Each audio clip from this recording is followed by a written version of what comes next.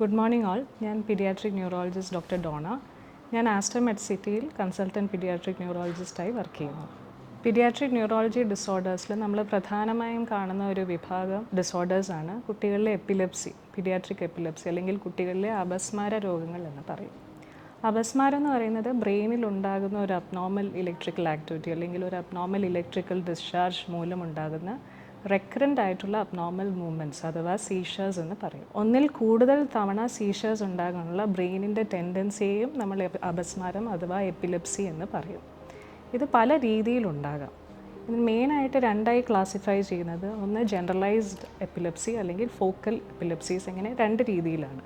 Generalised എപ്പിലെപ്സീസ് എന്ന് പറയുമ്പോൾ പൂർണ്ണമായും ബോധം നശിക്കുന്ന, കൈക്ക് വെട്ടലും വിറയലും, രണ്ട് കൈയിലും കാലിലും വെട്ടലും വിറയുന്ന രീതിയിലുള്ള അപസ്മാരത്തിനെയാണ് ജനറലൈസ്ഡ് എപ്പിലെപ്സി എന്ന് പറയുന്നത്. അത് ബ്രെയിനിൻ്റെ രണ്ട് ഹെമിസ്ഫിയേഴ്സിലും ഒരേപോലെ അബ്നോർമലായിട്ടുള്ള ഇലക്ട്രിക്കൽ ഡിസ്ചാർജ് സ്പ്രെഡ് ചെയ്യുമ്പോഴാണ് സംഭവിക്കുന്നത്. ഇത് യൂഷ്വലി മേജറായിട്ടുള്ളൊരു ഇവൻ്റ് ആയതുകൊണ്ട് തന്നെ പെട്ടെന്ന് തന്നെ നമ്മുടെ മെഡിക്കൽ അറ്റൻഷനിലേക്ക് കൊണ്ടുവരുന്ന അപസ്മാരങ്ങളാണ്. ജനറലൈസ്ഡ് എപ്പിലെപ്സീസ് അല്ലാതെ ബ്രെയിനിൻ്റെ പ്രത്യേകമായിട്ടുള്ള ഒരു സ്പെസിഫിക് ഏരിയയിൽ നിന്ന് അല്ലെങ്കിൽ ഫോക്കസിൽ നിന്നുണ്ടാകുന്ന ടൈപ്പ് എപ്പിലെപ്സീസാണ് ഫോക്കൽ എപ്പിലെപ്സീസ് അല്ലെങ്കിൽ പാർഷ്യൽ എപ്പിലെപ്സീസ് എന്ന് പറയുന്നത്. ഇത് ബ്രെയിനിൻ്റെ രണ്ട് ഹെമിസ്ഫിയേഴ്സിനെ ഒരുപോലെ ബാധിക്കുന്നില്ല, ഏതെങ്കിലും ഒരു സ്പെസിഫിക് ഏരിയയിൽ നിന്നായിരിക്കും വരുന്നത്. അതുകൊണ്ട് തന്നെ ജനറലൈസ്ഡ് സീഷർ പോലെ പൂർണ്ണമായി ബോധം നശിക്കുകയോ രണ്ട് കൈക്കും വെട്ടലോ വിറയലോ എല്ലാം വരണമെന്ന് നിർബന്ധമില്ല.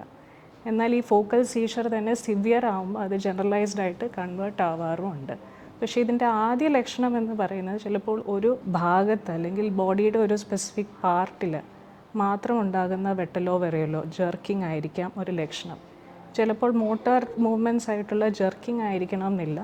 സെൻസറി സിംറ്റംസ്, ഫോർ എക്സാമ്പിൾ ആ ഭാഗത്ത് ഒരു പാരസ്തീഷ്യ അല്ലെങ്കിൽ നംനെസ് അല്ലെങ്കിൽ തരിപ്പ് അല്ലെങ്കിൽ സെൻസേഷൻ അറിയാതിരിക്കുക തുടങ്ങിയുള്ള സിംറ്റംസും ആവാം ചിലപ്പോൾ ഇതിൻ്റെ ലക്ഷണം. മോട്ടോർ അല്ലെങ്കിൽ സെൻസറി സിംറ്റംസ് എന്നതിൻ്റെ കൂടെ ചിലപ്പം വിഷ്വലായിട്ടുള്ള സിംറ്റംസ്, അതായത് ചില പ്രത്യേക രീതിയിലുള്ള കളേഴ്സ് കാണുക, ഫോർ എക്സാമ്പിൾ റെയിൻബോ അല്ലെങ്കിൽ കളേർഡ് ആയിട്ടുള്ള ഇമേജസ് കാണുന്ന രീതിയിലുള്ള വിഷ്വൽ എപ്പിലെപ്സീസ്, ഓക്സിപിറ്റൽ എപ്പിലെപ്സീസ്. അങ്ങനെ ബ്രെയിനിൻ്റെ ഏത് റീജിയനിൽ നിന്നാണ് ഇത് തുടങ്ങുന്നത് അത് വെച്ചിട്ടുള്ള സിംറ്റംസ് ആയിരിക്കും ചിലപ്പം ആ കുട്ടിക്ക് ഉണ്ടാവുക. പാർഷ്യൽ എപ്പിലെപ്സീസ് ചിലപ്പോൾ നമുക്ക് തിരിച്ചറിയാൻ ബുദ്ധിമുട്ടായിരിക്കും. കാരണം ഇത് പൂർണ്ണമായി ബോധം നശിക്കാത്തതായതുകൊണ്ടും പൂർണ്ണമായി വെട്ടലോ വിറയലോ ഉണ്ടാവാത്തത് കൊണ്ടും ഇത് ചിലപ്പോൾ പേരൻസിന് റെക്കഗ്നൈസ് ചെയ്യാൻ ബുദ്ധിമുട്ടുള്ള രീതിയിലുള്ള സീഷേഴ്സ് ആയിട്ടായിരിക്കും ഇത് പ്രസൻറ്റ് ചെയ്യുന്നത്. You can consult me online through the doctor top virtual clinic link which is displayed on the screen.